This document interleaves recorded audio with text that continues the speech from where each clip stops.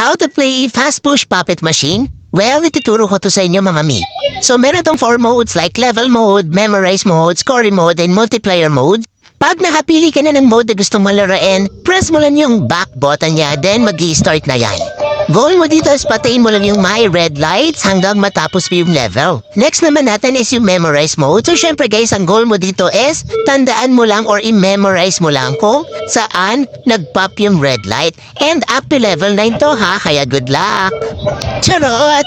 Next naman natin si scoring mode. Sa scoring mode guys, ito yung pinaka may thrill dito sa ating puppet machine. May timer kasi to, so 1 minute to play siya and may high score siya ng 100. So kung mabilis kang magpipindot dyan, mag-press and push ng buttons or puppet machine natin, well, mataas yung makukuha mo. And lastly, yung ating multiplayer mode. So syempre guys, kailangan meron kang kalaro dito. Either dalawa kayo, tatlo kayo nang bahala dyan guys, basta may kalaro ka. So pag nakikita nyo na yung nagpo-flow na ilaw na yan na yung time na ipapasa mo na siya sa next player. So meaning, matibay lang yan. And of course guys, may volume nga rin pala to. So pwede nyo siyang hinaan, malakas, or syempre muted. So yun lang. Go.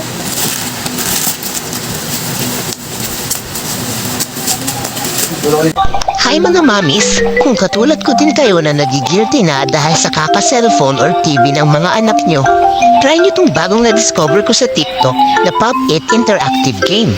It is good for memory enhancement, improve hand and eye coordination, improve concentration and practical ability.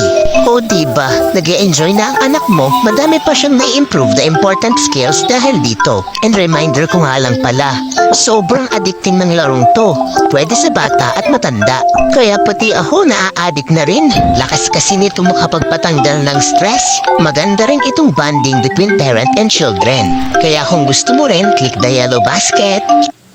By the way, kung gusto mo ng mga ganitong budol video, pwede mo akong suportahan sa pamamagitan ng iyong pag-follow sa akin. Malaking tulong ito sa akin para may share ko pa sa iba ang mga idea na nalalaman ko about sa mga budol na produkto.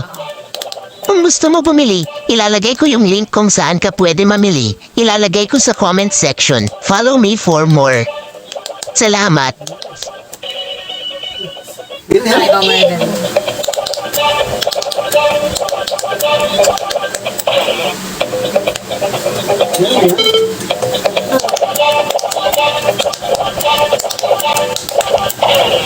Ooh.